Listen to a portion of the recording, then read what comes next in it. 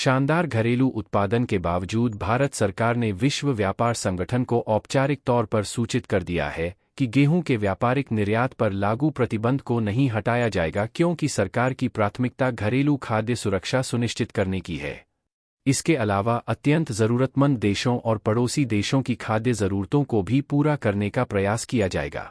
विश्व व्यापार संगठन की कृषि समिति के पास जमा की गई सूचना में भारत ने स्पष्ट किया है कि गेहूं के निर्यात पर हमेशा के लिए या स्थायी रूप से प्रतिबंध नहीं लगाया गया है, बल्कि अस्थायी तौर पर रोक लगाई गई है।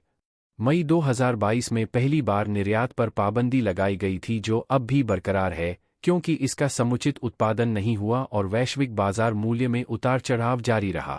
भारत को अपनी विशाल जनसंख्या की खाद्य सुरक्षा जरूरतों को पूरा करने के लिए स्वदेशी प्रभाग में गेहूं की सप्लाई एवं उपलब्धता बढ़ाने की आवश्यकता है।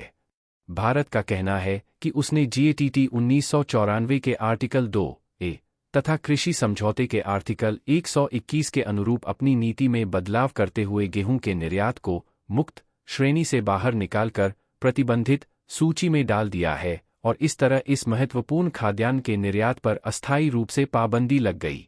लेकिन सरकारी तौर पर इसके निर्यात का विकल्प खुला रखा गया और मानवीय सहायता के तहत भी इसकी आपूर्ति की जा रही है। ज़रूरतमंद देशों की सरकार अगर भारत सरकार से गेहूं आयात के लिए लिखित रूप में आग्रह करती है तो उसकी खाद्य सुरक्षा ज़रूरतों को पूरा करने के लिए भारत सरकार इसके निर्यात की अनुमति प्रदान करती है। इतना संकेत तो पहले से ही प्राप्त हो रहा है कि भारत सरकार कम से कम चालू वर्ष के दौरान गेहूं एवं उसके उत्पादों के निर्यात पर लगे प्रतिबंध को हटाने का निर्णय नहीं लेगी। Bureau report, market times TV.